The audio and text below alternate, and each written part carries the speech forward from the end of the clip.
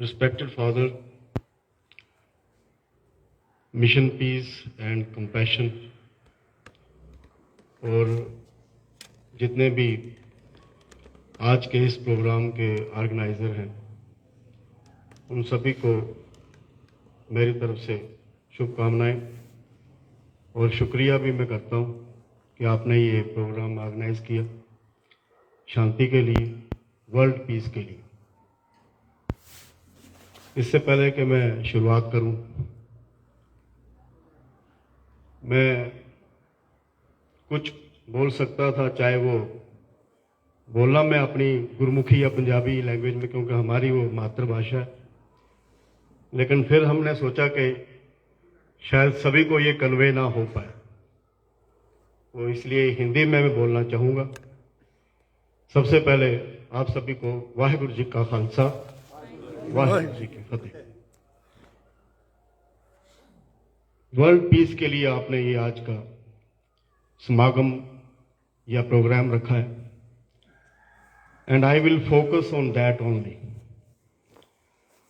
जब हम शांति की बात करते हैं तो ये शांति, इसको हमें अपने जीवन से जोड़ के देखना पड़ेगा। शांति चाहे आप वर्ल्ड लेवल की बात करें, स्टेट लेवल की बात करें, देश के लेवल की बात करें, मोहल्ले या बस्ती के लेवल की बात करें, ये शांति आपसे शुरू होती है, हमारे निजी जीवन से शुरू होती है। शांति असल में है क्या, यह समझना जरूरी है। शांति को अगर हम धार्मिक या एक आध्यात्मिक नजर से देखें तो यह शांति है एक ऐसी अवस्था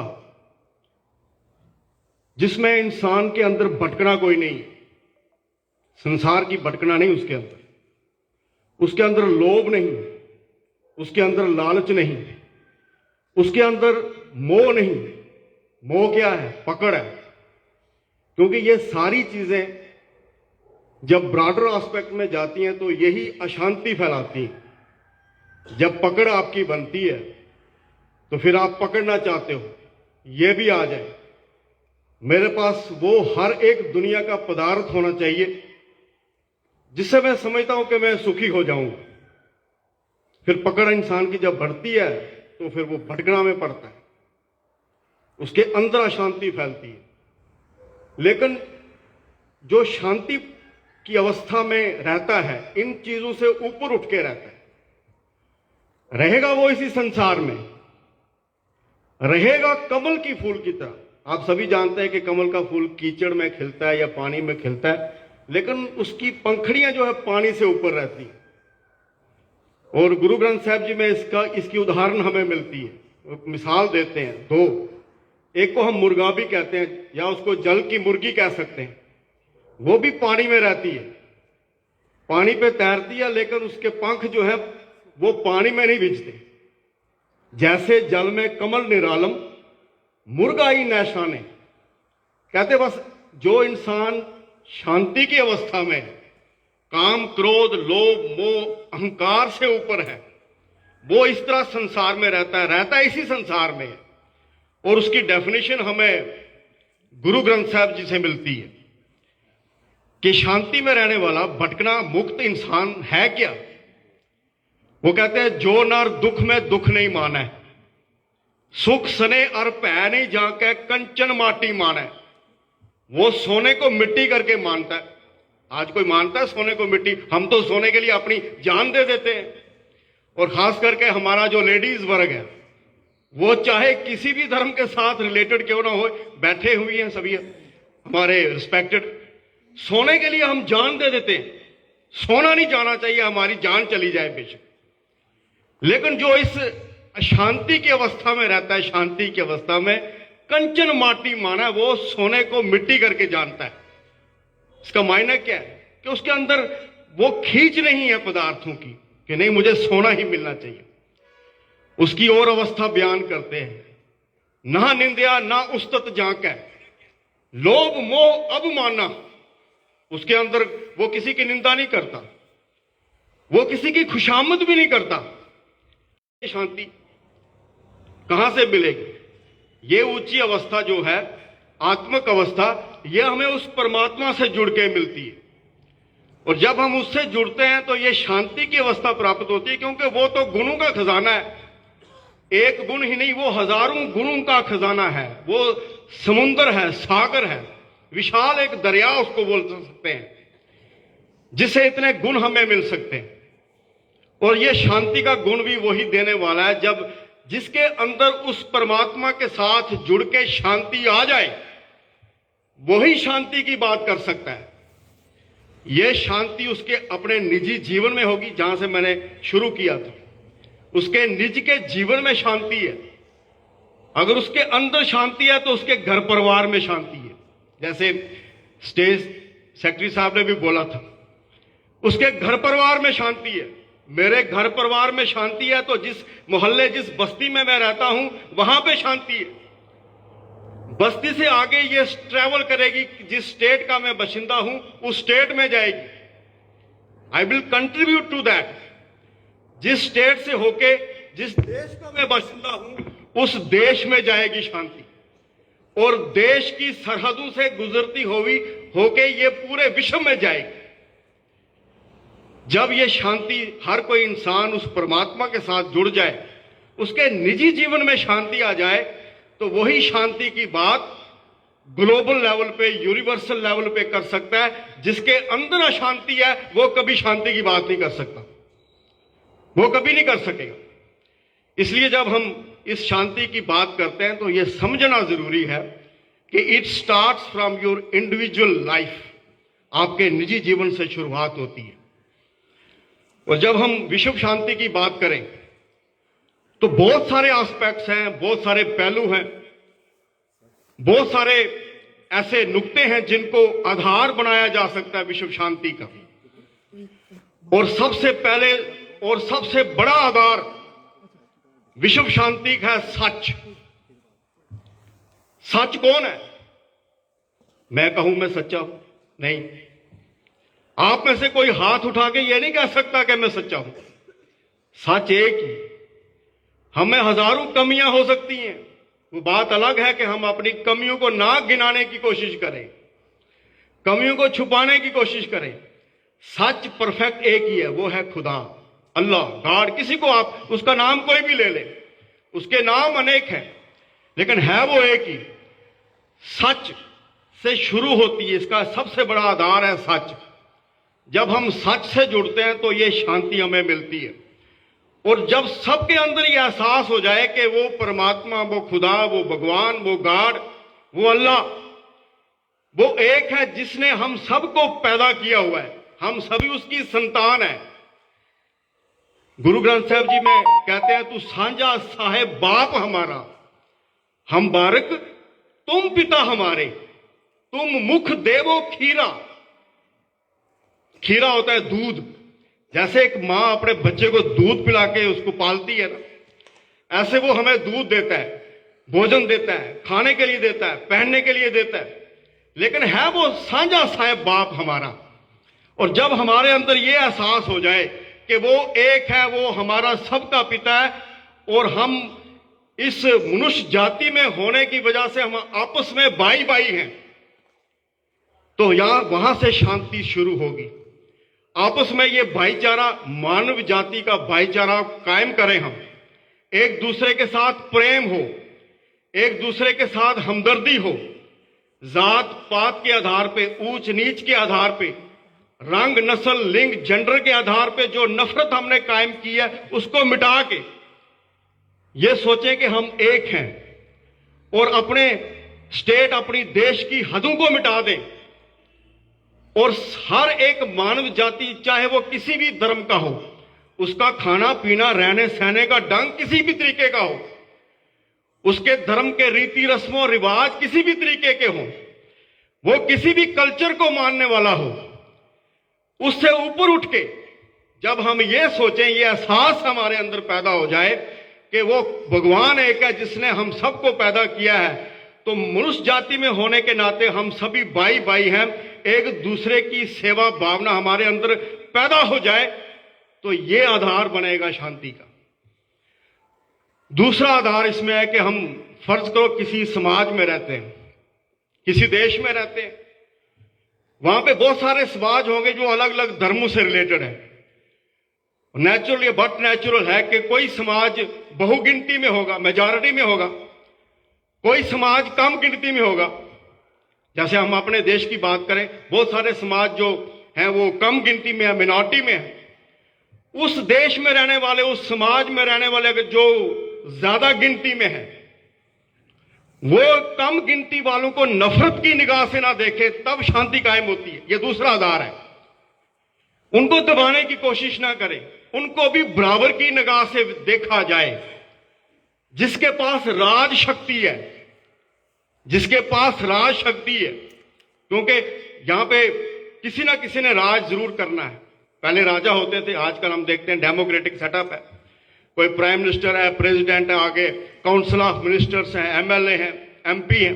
राज किसी ना किसी का होगा, लेकिन राज करने वाला यह सोचे इररिस्पेक्टिव ऑफ रिलीजन कि मैं किस रिलीजन को बिलोंग करता हूं, मेरी जो प्रजा है वो किसी भी धर्म के साथ रिलेटेड है, मैंने सबके हकूक को देखना है। राजे का काम यही है, सबके हकूक को देखना है। अगर वो ये देखता है, सबके साथ बराबर का इंसाफ करता है, जैसे वो परमात्मा है, उसने ये सोचना है कि परमात्मा का इंसाफ है, वो सबको दे रहा है, सबको बांट रहा है, किसी को कम नहीं दे रहा, किसी को ज्यादा नहीं दे रहा। ये हमने कमियां की हैं, हमने छीना किसी से, किसी को ज्यादा दिया, किसी को कम दिया। लेकिन राजा अगर ये सोचे जैसे भगवान ने सबको बराबर दिया, मैंने भी सबको बराबर देना है, वहां से शांति शुरू होगी। ये दूसरा पहलू। तीसरा और एक और पहलू जो शांति कायम करने का है कि हमें संकीर्ण राष्ट्रवाद से बाहर निकलना पड़ेगा। संकीर्ण राष्ट्रवाद, जिसे हम इंग्लिश में नैरो नेशनलिज्म कहते हैं। मैं ना कहूं कि मेरा राष्ट्र बहुत महान है और मैं उस संकीर्णता में आ जाऊं और किसी दूसरे राष्ट्र को कुछ ना समझूं। इस संकीर्ण राष्ट्रवाद से हमें बाहर निकलना पड़ेगा। यह तीसरा पॉइंट है। चौथा पॉइंट शांति के लिए, जो मैं समझता हूं बहुत सारे हो सकते हैं, लेकिन क्योंकि समय हमारे पास लिमिटेड है, उसी के अंदर बात करेंगे। एक और पॉइंट, आप आज देखते हो कि मीडिया और इलेक्ट्रॉनिक का युग है। साइंस ने कितनी तरक्की की है। हम यहां पे बैठे हजारों मील दूर किसी से लाइव चैटिंग कर सकते हैं। साइंस की तरक्की की वजह से आज पूरा ग्लोब, पूरा यूनिवर्स एक छोटा सा गांव बन के रह चुका है। छोटा सा गांव है ना, मैं यहां पे बैठा हजारों मील किसी से लाइव चैटिंग कर सकता हूं। आप यहां पे बैठे और 1, 1.5, 2 घंटे में आप हजारों मील का सफर तय करके किसी दूसरी देश में जा सकते हैं, सरहद में जा सकते हैं। यह साइंस की तरक्की है। और इस तरक्की में जब हम कहते हैं कि आज मीडिया का युग है, तो वर्ल्ड शांति लाने के लिए ये स्तंभ जो है वो है मीडिया और प्रेस। शांति के लिए मीडिया और प्रेस अगर ध्यानदारी से अपनी ड्यूटी निभाए तो शांति आ सकती। इंटरनेशनल न्यूज आ जाएगी, वो किसी और ढंग से उसको पेश करता है, तो उससे क्या होगा? जो भी उस न्यूज को देखेगा उसके अंदर नफरत पैदा होगी। ये नफरत एक समाज से निकल के एक स्टेट तक जाती है, एक स्टेट से निकल के एक देश तक जाती है, और एक देश, मैंने पहले कहा था स्टार्ट ये सच से होता है। अगर मेरी जिंदगी में सच नहीं, मैं अपने मुफाद के लिए बोलता हूं, मैं देखता हूं कि यहां पे मेरा नुकसान हो सकता है, तो मैं किसी और लिहाजे में बोलता हूं, तो हम समाज का भला नहीं कर सकते। अपने आप को सेटिस्फैक्शन दे सकते हैं, सेटिस्फाई कर सकते हैं। मैंने वहां पे बोला, 50, 100 आदमी, 2000 आदमी मेरे सामने था, उन्होंने सुना। तुम्हारी सेटिस्फैक्शन हो सकती है भाई, तुम समाज को नहीं दे सकते कुछ। लेकिन यहीं से हमारी बदनसीबी, जो मैंने पॉइंट आपको बताए, ये शांति के लिए बहुत महत्वपूर्ण है। लेकिन बदनसीबी हमारी ये शुरू होती है कि इंसान ने उस परमात्मा की इच्छा को नहीं समझा, क्योंकि उसकी इच्छा यही है कि ये सभी मेरी संतान है, मेरे बच्चे हैं, तू साझा साहेब बाप हमारा। ये बच्चे हैं, जैसे घर परिवार में हम देखते हैं ना, माता पिता अपने बच्चों को सो के बारे में सोचते हैं कि इकट्ठे रहें, एक ही छत के नीचे रहें, इनका प्यार बने, इनकी एक दूसरे के साथ हमदर्दी हो। इसी को हम ग्लोबल लेवल पे ले जाओ। वो परमात्मा जो सबका माता पिता है, वो देखना चाहता है कि हम सभी इकट्ठे मिलकर रहें। चाहे हमारे धर्म जाति को अलग अलग हम मानने वाले हैं, हमारा खाना पीना पहनना अलग होगा, कल्चर अलग होगा, रीति रस्म रिवाज अलग होंगे, लेकिन वो चाहता है कि ये इकट्ठे मिलकर रहें, तभी शांति रहेगी इस विशाल विश्व घर में। लेकिन ये बदनसीबी हमारी शुरू होती है कि हमने ना उस परमात्मा की इस इच्छा को समझा, ना अपनी उस अहमियत को समझा। क्योंकि सभी धर्म ये मानते हो, आप ही मानते हो कि ये मनुष्य जन्म जो है सबसे उत्तम महान है। गुरु ग्रंथ साहब जी में कहते हैं, कबीर साहब का शब्द है, क्योंकि 15 भक्तों की वाणी गुरु ग्रंथ साहब में दर्ज है। कबीर मानस जन्म दुलंभ है, होए ना 12 बार, ज्यूं बन फल पाके पोए गिरे, भोर न लागे डार।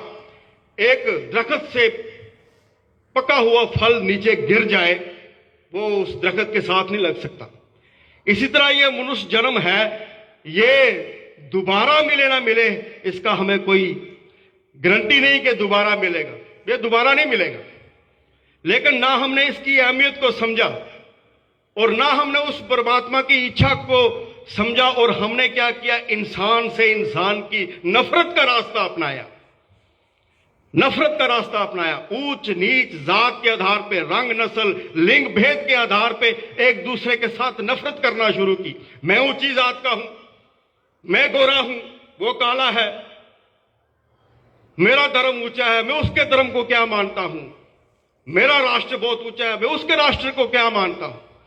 यहां से नफरत शुरू हुई, और इस नफरत हमारे स्टेट से होते हुए देश, और एक देश की सरहद से जब दूसरी देश की सरहद से गुजरी, इतनी नफरत हमने आपस में पैदा की कि हमने एक देश की सरहद को दूसरी देश की सरहद से जुदा करने के लिए बड़े बड़ी कांटे की तारें लगा दी, बड़ी बड़ी ऊंची दीवारें बना दी, लाखों अरबों खरबों डॉलर खर्च करके हमने मशीन गने और तोहफे लगा दी उस सरहद पे, और चप्पे चप्पे पे फौज बिठा दी हमने।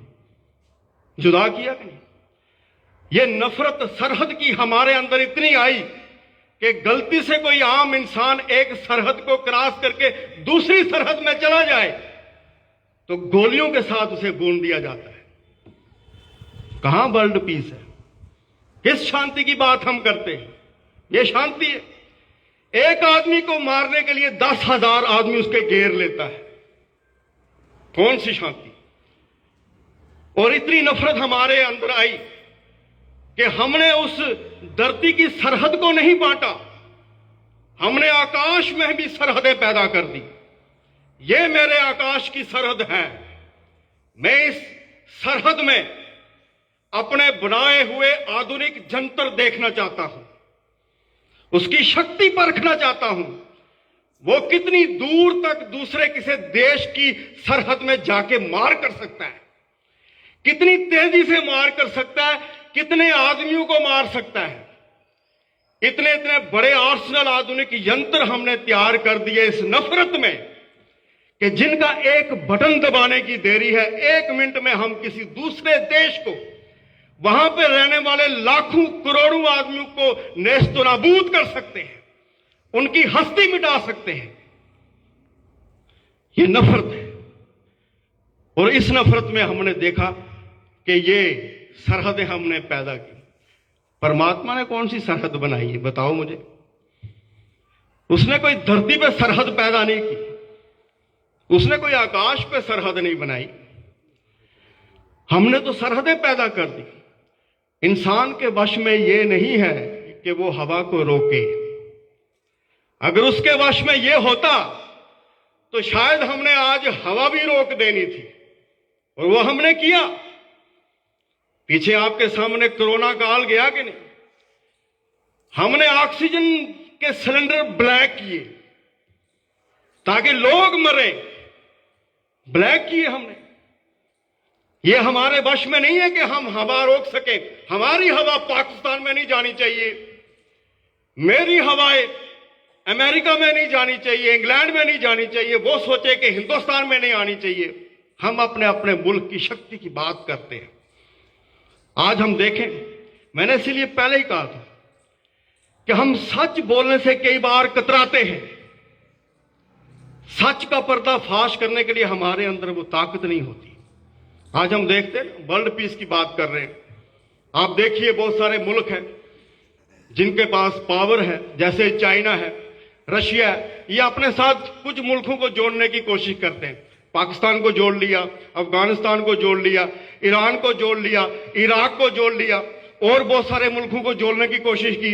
दूसरी तरफ अमेरिका है जिसको हम सुपर पावर बोलते हैं, वो अपने साथ और यूरोपियन कंट्रीज को जोड़ने की कोशिश करता है और नेटो फोर्स तैयार करता है। एक बड़ा मुल्क वो देखता है कि छोटे मुल्क की सरहद पे कैसे कब्जा करना है।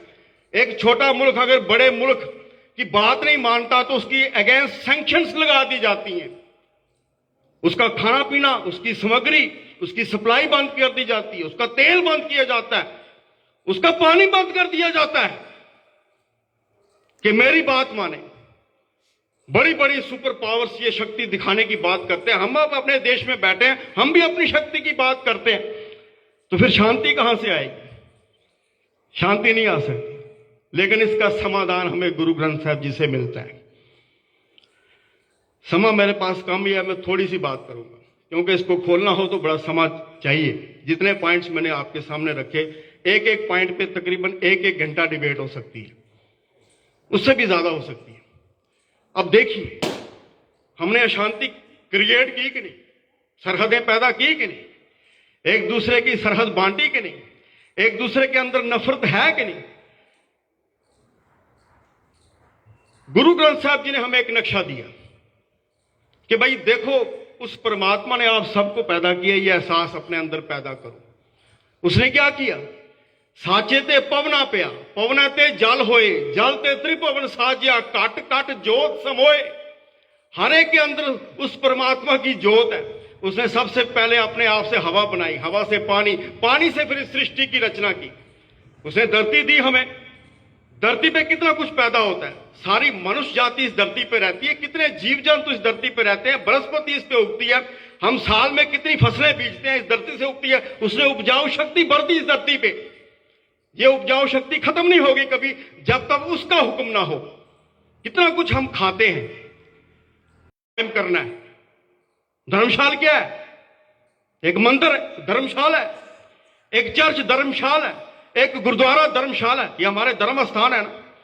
हम वहां पे धर्म कमाने के लिए जाते हैं? नहीं, वो परमात्मा चर्च में नहीं बैठा हुआ। वो परमात्मा किसी गुरुद्वारे की हदूदारी में बंद नहीं करना हमने। उस सच को बाहर समाज में लेके जाना है। जब मेरी सोच ये पैदा हो जाए, ये धरती मुझे उस परमात्मा ने दी है, इसको तो मैंने धर्मशाला बनाना है। अगर हम सभी इस धरती को धर्मशाला बनाने की कोशिश करें तो सरहद कहां रहेगी? कौन सी सरहद रहेगी? हमारा ये दिमाग खुलेगा कि नहीं भैया, उसने तो कोई सरहद पैदा नहीं की, हमने सरहद बना दी। उसने तो कहा था भाई धरती को धर्मशाला बनाओ। जब पूरी धरती ही धार्मिक स्थल बन जाएगा तो फिर बताइए नफरत कहां होगी? कहां नफरत है? हमने तो जात पात के आधार पे, ऊंच नीच के आधार पे, रंग नस्ल के आधार पे नफरत करना शुरू की। वो गुरु ग्रंथ साहब जी क्या कहते हैं? सब में जोत जोत है सोए। आपके सामने मैं बोल रहा हूं, आपको मैं सिख नजर आ रहा हूं, दाढ़ी खुली है, दस्तार बांधी हुई है। चलो मैंने ड्रेस कोड दूसरा रखा हुआ है, नहीं तो हमारे गुरुद्वारे के ग्रंथी सफेद कुर्ता पजामा पहनते हैं। आपकी नजर में ये मैं सिख हूं, मेरी नजर में ये फादर सामने बैठे हैं, ये क्रिश्चियन धर्म से रिलेटेड है, ये हिंदू धर्म से रिलेटेड है, कोई किसी मिशन के साथ रिलेटेड है। हम बाहरली शक्ल तक सीमित हैं। धर्म हमें क्या सिखाता है? इसके अंदर जाओ। वो क्या है? सब में जोत जोत है सोए। मैं आपके अंदर वो जोत नहीं देख रहा हूं, इसलिए जब दंगे होते हैं तो मैं इसे मुस्लिम समझ के मारता हूं, वो मुझे सिख समझ के मेरे गलों में टायर डालता है और तेल लगा के आग लगा देता है। कि मैं इसे हिंदू समझता हूं, मारो इसको। इसे मुसलमान समझता हूं, मारो इसको। क्यों? हम उस जोत के तल पे नहीं गए। अगर वो जोत हमें आपके अंदर नजर आ जाए, आपको मेरे अंदर नजर आ जाए, तो यह दंगा फसाद खत्म हो सकता है, यह नफरत खत्म हो सकती है। ये कुछ हिस्से हैं, अंश जो मैंने आपके सामने पेश किए। फिर कभी मौका मिला तो इसको और ब्रॉडर एस्पेक्ट में ले जाऊंगा, क्योंकि ये मैंने पहले ही कहा था। वीर भूपिंदर सिंह जी कहने लगे थे जी वहां पे 10-15 मिनट। मैंने कहा 10-15 मिनट में तो हम सिर्फ गर्म होते हैं, तो अभी तो स्टार्ट हम करते हैं। तो ये है कि वो भगवान करे, खुदा करे कि हम ये देश की सरहदें मिटा दें, आपसी नफरत प्यार हमारा हो जाए। क्योंकि गुरु ग्रंथ साहब जी हमें यही सिखाते हैं, अगर एक दूसरे की सेवा का भावना, ये सेवा भावना हमारे अंदर पैदा हो जाए, विच दुनिया सेव कमाइए तो दरगाह बैसन पाइए। आपने देखा होगा पीछे कोरोना काल में हमने ऑक्सीजन का सिलेंडर भी, मैं अपनी कोई बढ़ियाई नहीं कर रहा हूं कि नहीं मेरा धर्म बहुत महान है तो आपका धर्म छोटा है, नहीं। ये एक मैं एग्जाम्पल सेट कर रहा हूं कि अगर आप शांति लाना चाहते हैं तो राज करने वाले को, जो धर्म के साथ जुड़ा हुआ है ना, उसको सुचेत जगाना पड़ेगा भैया। ये धार्मिक आदमी ही कर सकता है, क्योंकि राज करने वाले के अंदर लोभ है। मेरी सरहद बढ़नी चाहिए, मेरा और मुल्कों पे, जैसे हम अपनी बात करें, नहीं मेरा 28-29 स्टेटों पे, पूरी स्टेटों पे राज होना चाहिए। कोई भी पार्टी हो, मैं किसी की कभी यहां बात नहीं कर रहा हूं, लेकिन धार्मिक आदमी ही उसे जगाएगा। भाई अगर तू राज करना है तो सबके लिए हॉस्पिटल हो, सबके लिए स्कूल हो, सबके लिए हर एक फैसिलिटी मुहैया हो। एक बात मैं आपके से कह के क्षमा का जाचक होता हूं। आप देखो, आपने सभी को वोट डाली, आपने जिताया लोगों को। You see a common man, मैंने भी वोट डाली, किसी को भी मैं डाल सकता हूं। आपकी वोट लेके कोई पार्लियामेंट, कोई असेंबली में पहुंचता है, उसके आगे पीछे 10 गाड़ियां हैं, उसके आगे पीछे 50 पुलिस वाले पीएसओ लगे हुए हैं, उसको सिक्योरिटी मिली है, उसको गाड़ी फ्री है, उसको पेट्रोल डीजल फ्री है, उसकी मेडिकल फैसिलिटी फ्री है, उसका मोबाइल फ्री है। जिसने वोट डाल के उसको वहां पहुंचाया वो सभी कुछ पे कर रहा है, तो फिर हम किस शांति की बात करेंगे? नहीं आ सकते। एफर्ट जरूर करना चाहिए हमें। ऐसे फंक्शन जो आपने किए, मैं अपनी तरफ से, सिख धर्म की तरफ से, और जितने भी हमारे साथी आए हैं उधमपुर से भी, उन सभी की तरफ से मैं आपका धन्यवाद करता हूं और ये कामना करता हूं कि परमात्मा हम सबको सद्बुद्धि दे ताकि हम इस पीस के लिए काम कर सकें। थैंक यू, धन्यवाद। वाहिगुरु जी का खालसा, वाहिगुरु जी की फतेह।